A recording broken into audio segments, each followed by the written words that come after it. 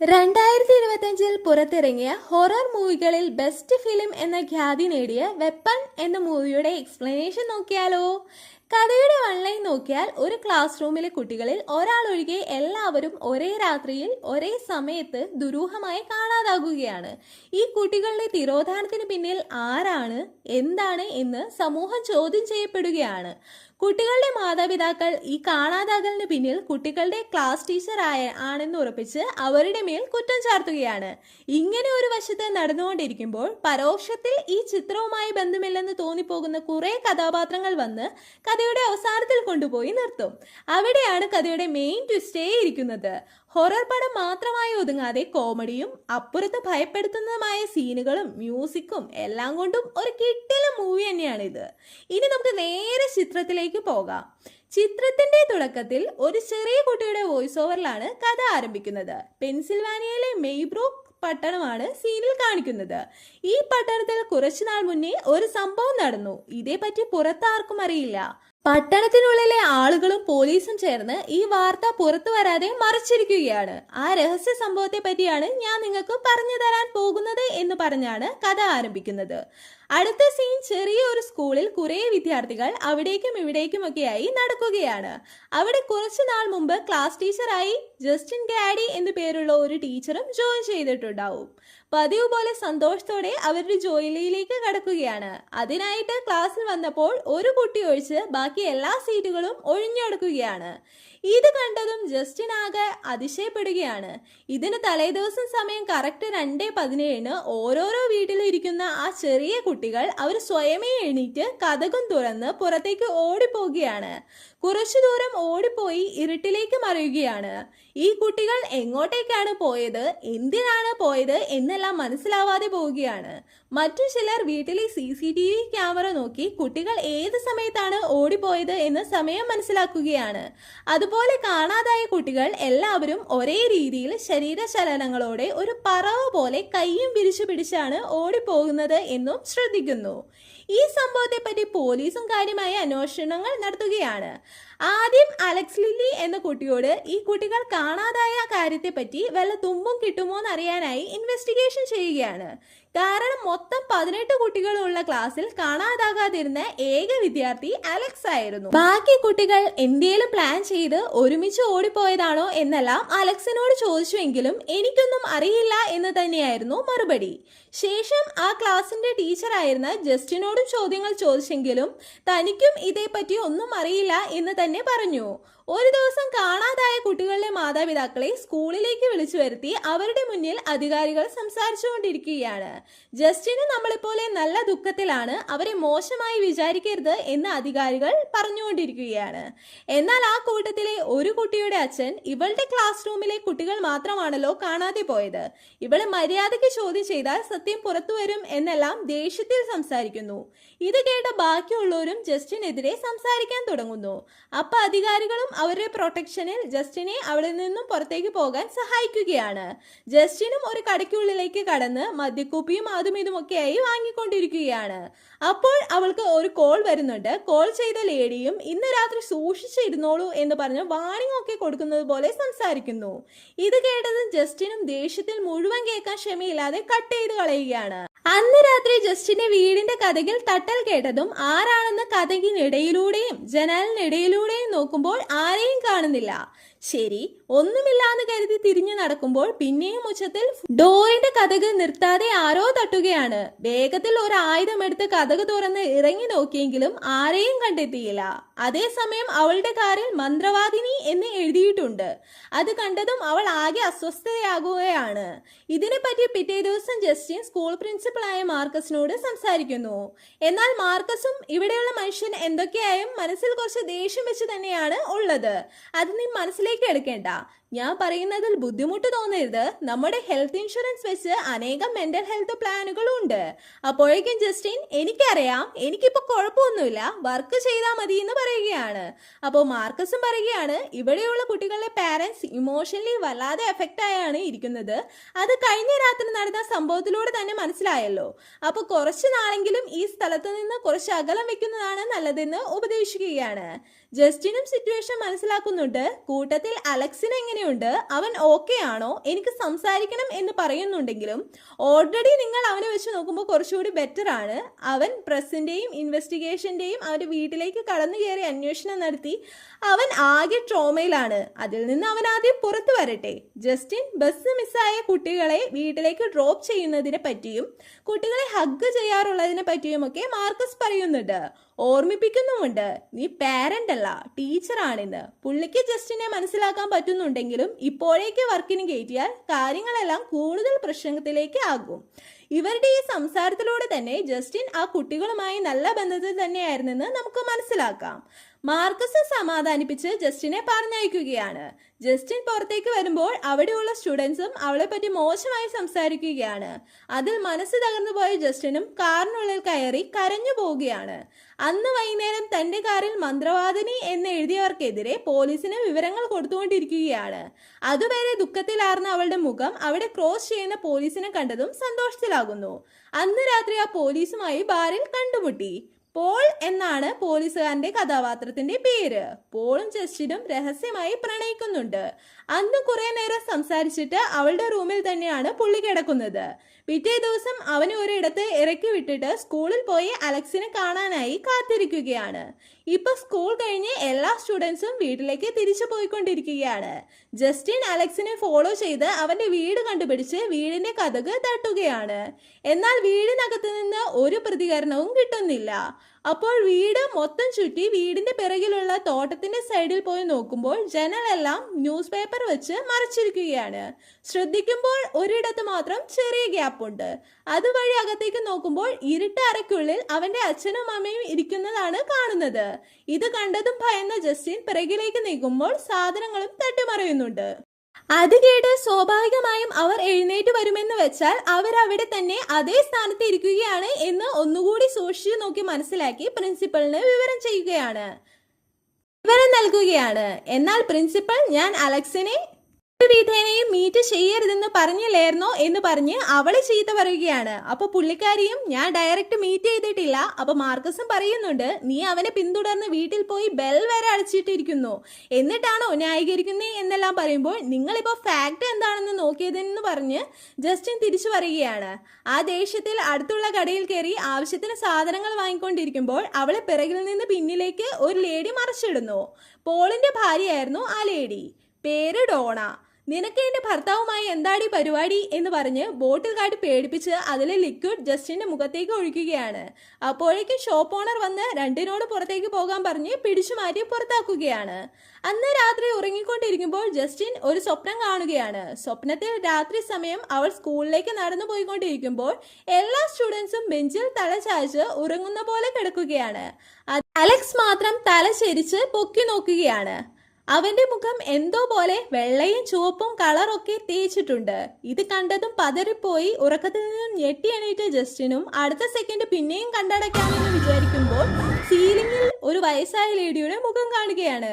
അത് കണ്ട് പിന്നെയും പേടിച്ച് നിലവിളിക്കുന്നു. എന്നാൽ അതിൽ തന്നെ ബോധം പോയി പിറ്റേ ദിവസമാണ് എഴുന്നേൽക്കുന്നത്. ജസ്റ്റിന് പിറ്റേ ദിവസം അലക്സിന്റെ വീടിന് മുന്നിൽ നിന്ന് അവൻ വരുന്നത് നോക്കിയിരിക്കുകയാണ്. അലക്സ് സ്കൂളിൽ കഴിഞ്ഞ് മടങ്ങി വരികയാണ്. എന്നാൽ അവനോട് സംസാരിക്കുന്ന ജസ്റ്റിനോട് നിനക്ക് എന്തെങ്കിലും വേണമെങ്കിൽ എന്നോട് പറയ്, നീ ബുദ്ധിമുട്ടിൽ ആണെന്നെല്ലാം എനിക്കറിയാമെന്നൊക്കെ പറഞ്ഞ് ഫ്രണ്ട്ലി ആയിട്ട് സംസാരിക്കുകയാണ്. എന്നാൽ അലക്സ് ഇതുപോലെ എന്നെ പിന്തുടർന്ന് വരരുത് എന്ന് പറഞ്ഞ് മുഖം കൊടുക്കാതെ ഒച്ചത്തിൽ പറഞ്ഞ് ഓടിപ്പോവുകയാണ്. ജസ്റ്റിനും അവിടെ നിന്ന് പോകാതെ അവിടെ തന്നെ കാറിൽ കിടക്കുകയാണ്.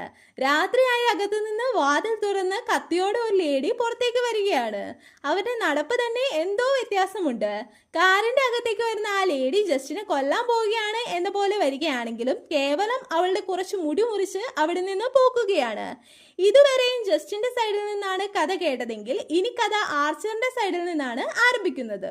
ബെഡിൽ ഉറങ്ങിക്കൊണ്ടിരിക്കുന്ന ആർച്ചറിന്റെ അടുത്ത് അവന്റെ ഭാര്യ ഞാൻ പുറത്ത് വാക്കിങ്ങിന് പോവുകയാണ് എന്ന് പറഞ്ഞ് പോകുകയാണ്. അപ്പോൾ ഉറക്കത്തിൽ നിന്ന് എഴുന്നേൽക്കുന്ന ആർച്ചർ അവന്റെ മകൻ സാം വീട്ടിൽ നിന്ന് ഓടിപ്പോകുന്ന വീഡിയോ പിന്നെയും പിന്നെയും കണ്ടുകൊണ്ടിരിക്കുകയാണ്. പിന്നീട് അവിടെ നിന്ന് കമ്പനി ആളുകൾ പണി ചെയ്യുന്ന സ്ഥലത്തേക്ക് പോകുകയാണ്. നമസ്കാരം ബോസ് എന്ന് പറഞ്ഞ് അടുത്തേക്ക് വരുന്ന ജോലിക്കാരൻ പച്ച കളർ പെയിന്റിന് പകരം ചുവന്ന കളർ പെയിന്റ് വാങ്ങിക്കൊണ്ട് വന്നു എന്ന് അവനോട് പറഞ്ഞു. ഓക്കെ എന്ന് പറഞ്ഞ് അതെടുത്ത് അവിടെ നിന്ന് പോകുന്ന ആർച്ചർ നേരെ ജസ്റ്റിനെ ഫോളോ ചെയ്ത് അവൾ പോണ എല്ലായിടത്തും പോയിക്കൊണ്ടിരിക്കുന്നു. ജസ്റ്റിന്റെ വീടിന്റെ പുറത്ത് നിന്നുകൊണ്ട് അകത്തേക്ക് നിരീക്ഷിച്ചുകൊണ്ടിരിക്കുന്നുണ്ട്. ഇതിൽ നിന്ന് തന്നെ ജസ്റ്റിന്റെ കാറിൽ മന്ത്രവാദിനി എന്ന് എഴുതി വെച്ചതേ ഇയാളാണെന്ന് മനസ്സിലാവുകയാണ്. അതായത് ഈ ഫോളോയിങ് ചെയ്യുന്നതും വീടിന് തൊട്ടു മുന്നിൽ നിരീക്ഷിക്കുന്നതും ചുവന്ന പെയിന്റും എല്ലാം ഇത് സൂചിപ്പിക്കുന്ന അടയാളങ്ങളാണ്. രാത്രി വീണ്ടും ആർച്ചർ തന്റെ മകൻ ഓടിപ്പോകുന്ന വീഡിയോ പിന്നെയും കണ്ടുകൊണ്ടിരിക്കുകയാണ്. അപ്പോൾ മകൻ ഓടിപ്പോണ കറക്റ്റ് ടൈം 2:17 എഴുന്നേൽക്കുന്ന ആർച്ചർ അവൾ എവിടേക്കാണ് ഓടിപ്പോകുന്നത് എന്ന് അവന്റെ പിറകെ പോയി നോക്കുന്നു. അത് നേരെ കൊണ്ടുപോയി ഒരു വീട്ടിലെത്തുന്നു. അവിടെ പോയി നോക്കിയാൽ അദ്ദേഹത്തിന്റെ മകൻ ഒരു ബെഡിൽ ഉറങ്ങിക്കിടക്കുകയാണ്. അവന്റെ കണ്ണെല്ലാം എന്തോ മാതിരി ഇരിക്കുകയാണ്. ആർച്ചർ മകനോട് സംസാരിക്കുകയാണ്. എന്നാലും ആ ചെറിയ പയ്യൻ ഒന്നും മിണ്ടാതെ നോക്കിക്കൊണ്ട് തന്നെ ഇരിക്കുകയാണ്. അവനെ നോക്കിക്കൊണ്ട് ഇരിക്കുന്ന സെയിം ടൈം ജസ്റ്റിന്റെ സ്വപ്നത്തിൽ വന്ന സെയിം ലേഡി ഇവന്റെ കൺമുമ്പിൽ വരികയാണ്. ഇത് കണ്ടിട്ട് ഉറക്കത്തിൽ നിന്ന് ആർച്ചർ അലറി വിളിച്ച് എഴുന്നേൽക്കുകയാണ്. പിന്നെ ആർച്ചറിന് എന്താണ് തോന്നിയതെന്ന് അറിയില്ല. ഈ ഏരിയയുടെ മൊത്തം ബ്ലൂ പ്രിന്റ് എടുത്ത് നിരത്തി മകൻ ഓടിപ്പോയ ദിശ നോക്കി രേഖപ്പെടുത്തുകയാണ്. തന്റെ മകനെ പോലെ ഓടിപ്പോയ മറ്റൊരു ചെറിയ പയ്യന്റെ വീട്ടിൽ പോയി CCTV ചെക്ക് ചെയ്യാൻ പറ്റുമോ എന്ന് അന്വേഷിച്ച് ചെന്നെങ്കിലും മകനെ കാണാതായ ദുഃഖത്തിൽ വിഷമിച്ചിരിക്കുന്ന അമ്മ അവനെ അകത്തേക്ക് കടത്തില്ല എന്ന് പറഞ്ഞു നിൽക്കുകയാണ്. അതോടെ പദ്ധതി നടക്കില്ലെന്നറിഞ്ഞ് വിഷമത്തോടെ തിരിച്ചു മടങ്ങിയ ആർച്ചർ കാറിൽ തന്നെ അവിടെ വെയിറ്റ് ചെയ്യുകയാണ്. കുറച്ചു കഴിഞ്ഞ് പയ്യന്റെ അച്ഛൻ വന്നതും പുള്ളിയെ കണ്ട് സംസാരിച്ച് വീടിനകത്തേക്ക് നടക്കുകയാണ്. CCTV കണ്ട് പയ്യൻ ഓടിപ്പോയ ദിശയും മാർക്ക് ചെയ്യുന്നു. അപ്പോഴാണ് വീട്ടിൽ നിന്ന് ഓടിപ്പോയ ഇരുവരും ഏതോ ഒരു പോയിന്റിൽ കണ്ടുമുട്ടി എന്ന് മനസ്സിലാകുന്നത്. ആ ഇടം തേടി ആർച്ചർ പോയിക്കൊണ്ടിരിക്കുകയാണ്. അപ്പോഴാണ് ജസ്റ്റിന്റെ കാർ പെട്രോൾ പമ്പിലേക്ക് തിരിയുന്നത് കണ്ട് അവനും ഫോളോ ചെയ്ത് അങ്ങോട്ടേക്ക് പോകുന്നത്. കാറിലെ പയ്യന്റെ എന്ത് ചെയ്തിട്ടും പോകാത്തോണ്ട് കാർ കണ്ടുപിടിക്കൽ എളുപ്പമാണ്. പെട്രോൾ അടിച്ചുകൊണ്ടിരിക്കുന്ന ജസ്റ്റിനും അവളായിരിക്കാം എന്ന സംശയത്തിൽ പുള്ളി വാഗ്വാദം നടത്തിക്കൊണ്ടിരിക്കുകയാണ്. അപ്പോഴാണ് ദൂരെ നിന്ന് രക്തമായ മുഖത്തോടെ മാർക്കസ് ഇവരെ നോക്കി പാഞ്ഞു വരുന്നത് ജസ്റ്റിന്റെ കണ്ണിൽ പെടുന്നത്. ഇത് കണ്ട് ജസ്റ്റിനും ഭയപ്പെട്ട് നിൽക്കുകയാണ്. അടുത്ത കുറച്ച് നിമിഷങ്ങൾക്കുള്ളിൽ പാഞ്ഞു വന്ന മാർക്കസ് കഴുത്ത് ഞെരിച്ച് അവളെ കൊല്ലാൻ നോക്കുകയാണ്. എങ്ങനെയൊക്കെയോ ആർച്ചർ അവളെ രക്ഷിച്ചുകൊണ്ട് അവനോട് വഴക്കടിച്ചുകൊണ്ടിരിക്കുകയാണ്. അപ്പോൾ മേലെയുള്ള മാർക്കസും ആകെ വല്ലാത്ത രീതിയിൽ ആർച്ചറുടെ കഴുത്ത് പിടിക്കുകയാണ്. മാർക്കസിന് എന്താണ് പറ്റിയതെന്നെല്ലാം പിറകെ വരുന്നുണ്ടേ. ഇപ്പൊ കണക്ഷൻ ഇല്ലെങ്കിലും എല്ലാം കൂടി വരുമ്പോൾ കറക്റ്റ് എന്താണ് കണക്ഷൻ എന്ന് മനസ്സിലാകും.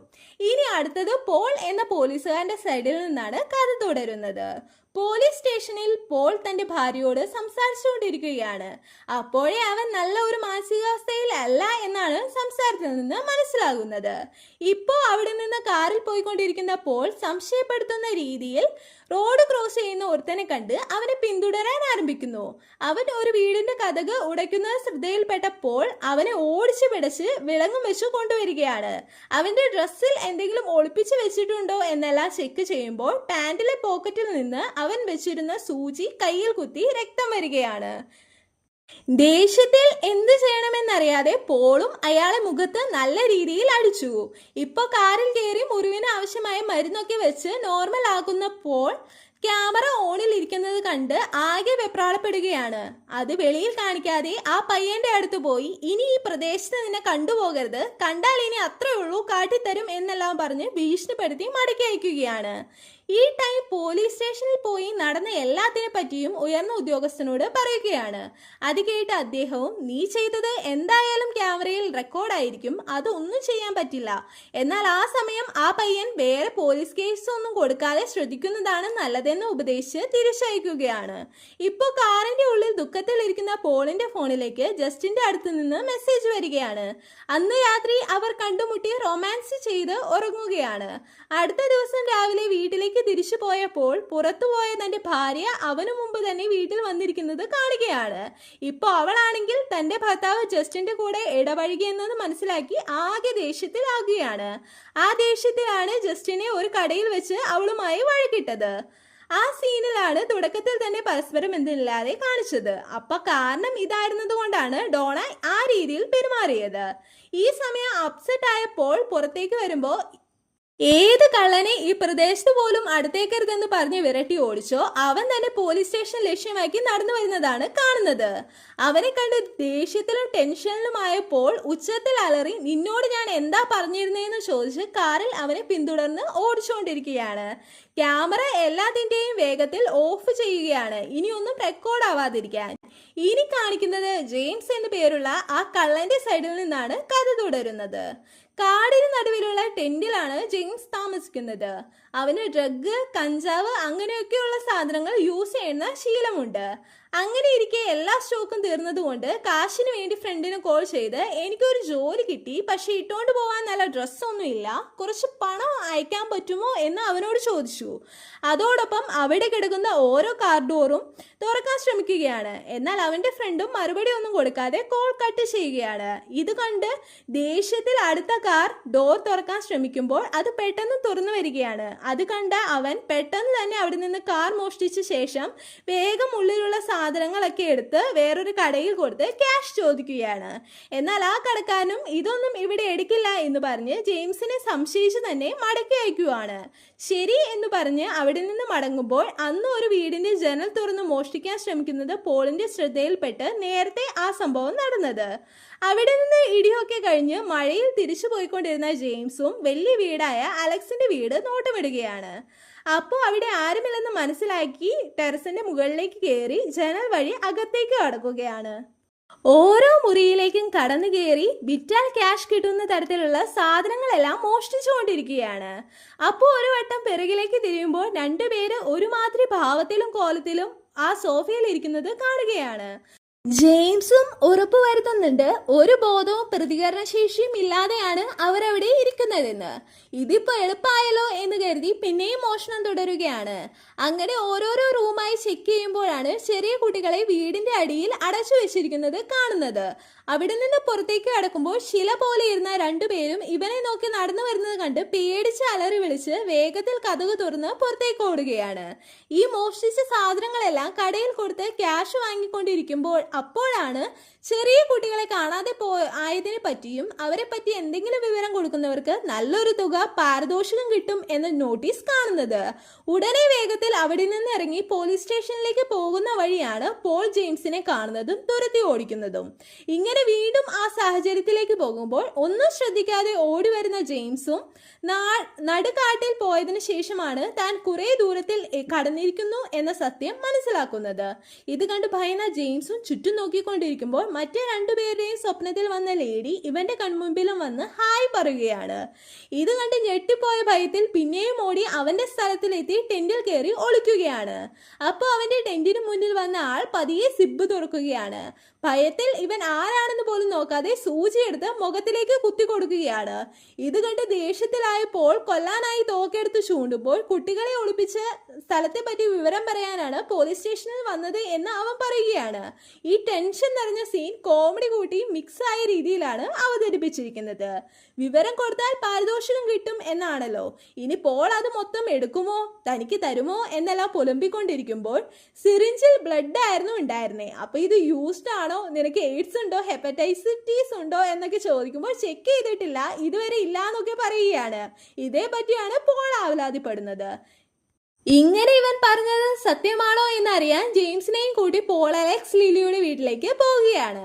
ജെയിംസിനെ കാറിൽ പുറത്ത് തന്നെ ആക്കി പോൾ മാത്രം അകത്തേക്ക് കടക്കുന്നു. വൈകുന്നേരം കയറി പോയവൻ രാത്രിയായിട്ടും പുറത്തു വരുന്നില്ല. അതുവരെ നോക്കിയിരുന്ന് ജെയിംസ് ഇങ്ങനെയെല്ലാം പൊലിമ്പിക്കൊണ്ടിരിക്കുകയാണ്. അപ്പോൾ കതക് തുറന്ന് പുറത്തു വരുന്ന ജെയിംസ് ഇവനെ നോക്കി തന്നെ ഭാവത്തിൽ വന്ന് തൂക്കിയെടുത്ത് പിന്നെയും വീടിനകത്തേക്ക് പോകുകയാണ്.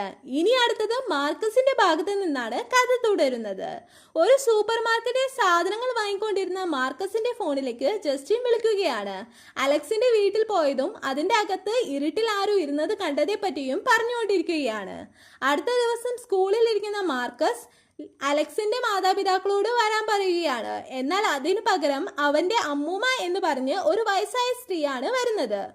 ഗ്ലാഡിസ് എന്ന് പറഞ്ഞാണ് അവർ അവരെ പരിചയപ്പെടുത്തുന്നത്. നോക്കിയാൽ ഈ ലേഡിയാണ് എല്ലാവരുടെയും സ്വപ്നത്തിൽ വന്നുപോയിരുന്നത്. മാർക്കസും അകത്ത് വന്ന ആ ലേഡിയോട് മര്യാദ കൊടുത്ത് തന്നെയാണ് പെരുമാറുന്നതും. പക്ഷെ പറയുന്നുണ്ട്, ഈ വിഷയത്തിൽ ഞങ്ങൾ അലക്സിന്റെ പാരൻസിൽ അച്ഛനോടോ അമ്മയോടോ മാത്രമേ പറയാനായിട്ട് സാധിക്കുള്ളൂ. നിങ്ങൾ പോയി അവരോട് വരാനായി പറയൂ എന്ന് പറഞ്ഞ് ആ ലേഡിയെ തിരിച്ചയക്കുകയാണ്. അങ്ങനെ മാർക്കസ് വീട്ടിൽ TV കണ്ടുകൊണ്ടിരിക്കുമ്പോൾ കോളിംഗ് ബെൽ അടിക്കുന്ന സൗണ്ട് കേട്ട് പുറത്ത് ആരാണെന്നറിയാൻ കതക് തുറക്കുകയാണ്. അപ്പോൾ സ്കൂളിൽ വന്ന അതേ വയസ്സായ ലേഡി ശ്വാസം കിട്ടാതെ സംസാരിച്ചുകൊണ്ടിരിക്കുകയാണ്. അലക്സിന്റെ അച്ഛൻ നിങ്ങളെ കാണാൻ വരാൻ സമ്മതിച്ചിട്ടുണ്ട്. അത് പറയാനാണ് ഞാൻ നടന്ന് ഇവിടം വരെ വന്നതെന്ന് പറയുന്നു. മാർക്കസും അവളെ ഒരു സംശയത്തോടെയാണ് നോക്കിക്കൊണ്ടിരിക്കുന്നത്. എന്നാൽ മാർക്കസിന്റെ കാമുകൻ ടെറി അവരോട് വീടിനകത്തേക്ക് കയറി വരാൻ പറഞ്ഞ് വിളിച്ചുകൊണ്ട് പോവുകയാണ്. മാർക്കസും ടെറിയും ഗേ കപ്പിൾസ് ആണ് കേട്ടോ. വീടിനകത്തേക്ക് കയറിയതും സംസാരിച്ചുകൊണ്ടേ വാട്ടർ ചോദിക്കുകയാണ്. ഗ്ലാസ്സിൽ കൊടുക്കുമ്പോൾ ബൗൾ ആവശ്യപ്പെടുകയാണ്. ഒരു മരച്ചില്ല കയ്യിലെടുക്കുന്ന ആ ലേഡി ഒരു ചെറിയ തുണി വെച്ച് അതിൽ ചുറ്റിക്കൊണ്ടിരിക്കുന്നത് ശ്രദ്ധിച്ച മാർക്കസ് അതെന്റെ റിബൺ അല്ലേ എന്ന് ചോദിക്കുകയാണ്. അതിന് ലേഡിയും അതേ എന്ന് പറഞ്ഞ് ആ മരച്ചില്ലയുടെ കൂർത്ത വശം കൊണ്ട് മുറിവുണ്ടാക്കുകയാണ് കയ്യിൽ. അതിൽ രക്തം വരുന്നത് കണ്ടതും ടെറി കർച്ചീഫ് എടുത്ത് കൊടുക്കുകയാണ്. ലേഡിയും അതൊന്നും ശ്രദ്ധിക്കാതെ വേഗത്തിൽ കത്രിക കൊണ്ട് അവന്റെ തലമുടിയിൽ കുറച്ച് വെട്ടിയെടുക്കുകയാണ്. ഇത് കണ്ട മാർക്കസും അപകടം മനസ്സിലാക്കി ഫോൺ എടുത്ത് പോലീസിനെ വിളിക്കാൻ തുടങ്ങുകയാണ്. എന്നാൽ അതിനുള്ളിൽ തന്നെ ആ ലേഡി ഒരു ചെറിയ മണി കയ്യിൽ എടുത്ത് അടിച്ചതും അപ്പോൾ ഫോൺ കയ്യിൽ നിന്ന് താഴെ ചാടിപ്പോയി മാർക്കസ് സ്റ്റക്കായി നിന്നു പോവുകയാണ്. അപ്പോഴാണ് അവൾ ഒരു മന്ത്രവാദിനിയാണെന്ന് മനസ്സിലാകുന്നത്. ഉടനെ ടെറിയുടെ വെട്ടിയെടുത്ത മുടിയെ ആ മരക്കഷ്ണത്തിൽ ചുറ്റി അത് നടുവിൽ വെച്ച് ഓടിച്ചതും ഉടനെ അവന്റെ കാമുകനെ തന്നെ തലയെല്ലാം അടിച്ചടിച്ച് കൊല്ലുകയാണ്. ഇപ്പോൾ ആ ലേഡി ജസ്റ്റിന്റെ തലയിൽ നിന്ന് എടുത്ത മുടി ആ മരക്കൊമ്പിൽ ചേർത്ത് വെച്ച് അത് ഓടിക്കുമ്പോൾ ഉടനെ അവിടെ നിന്നും ഓടിപ്പോകുന്ന മാർക്കസ് ജസ്റ്റിനെ തേടി കൊല്ലാൻ നോക്കുകയാണ്. അലക്സിന്റെ വീടിന്റെ മുന്നിൽ കാറിൽ ഉറങ്ങുന്ന സമയത്ത് ജസ്റ്റിന്റെ മുടി വെട്ടിയെടുത്തത് ഈ ലേഡി തന്നെയാണെന്ന് ഇതിലൂടെ മനസ്സിലാവുകയാണ്. അപ്പോഴാണ് ആർച്ചറും ഇതിന്റെ ഇടയിൽ വന്ന് നല്ല രീതിയിൽ വഴക്ക് നടന്നത്. ഈ വഴക്ക് കുറെ നേരമായി നടന്നുകൊണ്ടിരിക്കുകയാണ്. ബാറിലേക്ക് കയറി രക്ഷപ്പെടുന്ന ജസ്റ്റിനെ മാർക്കസ് പേടിപ്പിക്കുന്ന രീതിയിൽ തന്നെ ഓടിച്ചുകൊണ്ടിരിക്കുകയാണ്. ശ്രദ്ധിച്ചു നോക്കിയാൽ കുട്ടികൾ കാണാതായപ്പോൾ കൈകൾ പറവയെ പോലെ വിരിച്ച അതേ ബോഡി ലാംഗ്വേജിൽ തന്നെയാണ് ആൾ പിന്തുടർന്ന് കൂടുന്നത്. ഇത് കണ്ട ആർച്ചറും ഇതിന്റെ പിറകെ കാറിൽ വേഗം വന്നുകൊണ്ടിരിക്കുകയാണ്. കുറച്ചു ദൂരം പോയതും നടുറോഡിൽ ഓടിക്കൊണ്ടിരുന്ന മാർക്കസിനെ സൈഡിൽ വന്ന കാർ ഇടിച്ചു വീഴ്ത്തി അവിടെ വെച്ച് മാർക്കസ് മരിക്കുകയാണ്. ചെറിയ പരിക്കുകൾ കൊണ്ട് ആർച്ചർ അടുത്തുള്ള ഹോസ്പിറ്റലിൽ നടന്നതിനെ പറ്റിയെല്ലാം പോലീസിനോട് പറഞ്ഞുകൊണ്ടിരിക്കുകയാണ്.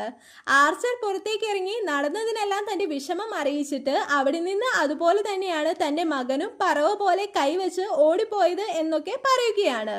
അങ്ങനെ ആർച്ചറും ജസ്റ്റിനും കൂടി ആ ഏരിയയിലെ ബ്ലൂ പ്രിന്റ് തയ്യാറാക്കി അന്വേഷിച്ചുകൊണ്ടിരിക്കുകയാണ്.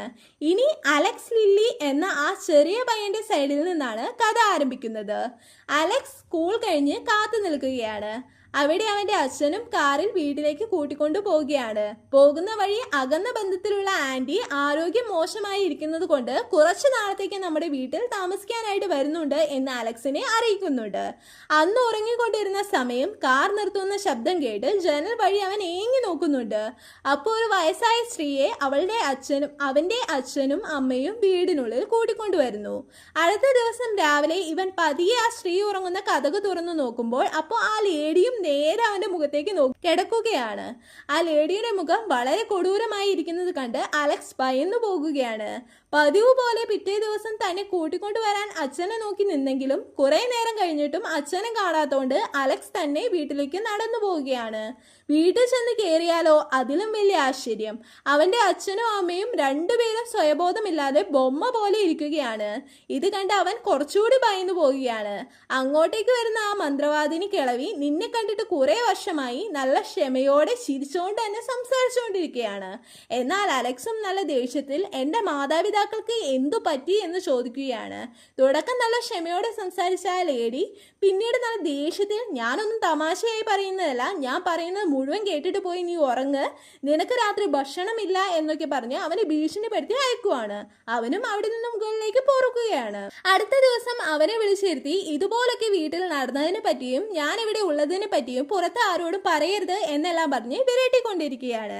എന്നാൽ അവനും ഇതൊന്നും കേൾക്കുന്ന പോലെ തോന്നുന്നില്ല. അതുകൊണ്ട് അവളുടെ മന്ത്രശക്തി ഉപയോഗിച്ച് അവന്റെ മാതാപിതാക്കൾ അവരെ തന്നെ മുറിപ്പെടുത്തുന്ന രീതിയിൽ മുന്നിലിരിക്കുന്ന ഫോർക്ക് യൂസ് ചെയ്ത് അവരുടെ മുഖത്ത് തന്നെ കുത്തി ചോരയൊക്കെ വരികയാണ്. ഇത് കണ്ട് ആകെ ഭയന്നു പോയ അലക്സും കണ്ടീഷനോ ഓക്കെ പറയുകയാണ്. ആ ദിവസത്തിൽ നിന്ന് അങ്ങോട്ടേക്ക് അവൻ സ്കൂളിൽ ശാന്തമായി പോയും വന്നും ഇരിക്കുകയാണ്. അതുമല്ലാതെ ആ ചെറിയ പയ്യൻ തന്നെയാണ് അവന്റെ അച്ഛനും അമ്മയ്ക്കും ഭക്ഷണം വാങ്ങിക്കൊണ്ടുവന്ന് അവൻ തന്നെയാണ് അവരെ കഴിപ്പിച്ചുകൊണ്ടിരുന്നത്. ഒരു ദിവസം രാത്രി പെട്ടെന്ന് ആ കിളവിക്ക് ശരീരം സുഖമില്ലാതെ വരികയാണ്. കിളവിയും അവന്റെ ക്ലാസ് റൂമിലുള്ള എല്ലാ സ്റ്റുഡൻസിന്റെയും എന്തെങ്കിലും ഒരു വസ്തു കൊണ്ട് എടുത്തുകൊണ്ട് വരാനായിട്ട് അവനോട് പറയുകയാണ്. അവരും നീ അത് ചെയ്താൽ ഞാൻ ഈ വീട് വിട്ട് തന്നെ പോയിക്കോളാം എന്ന് കൂട്ടിച്ചേർക്കുകയാണ്. അത് കേട്ടതും അലക്സും കുട്ടികൾ യൂസ് ചെയ്യുന്ന ഏതെങ്കിലും ഒരു വസ്തു എടുത്ത് ഈ ലേഡിക്ക് കൊണ്ടുപോയി കൊടുക്കുകയാണ്. അന്ന് രാത്രി മന്ത്രവാദം ആരംഭിക്കുന്ന ഈ കിളവി 2:17 മണിക്ക് എല്ലാ കുട്ടികളെയും മന്ത്രത്തിൽ അകപ്പെടുത്തി എല്ലാവരെയും ആ വീട്ടിലേക്ക് വരുത്തുകയാണ്.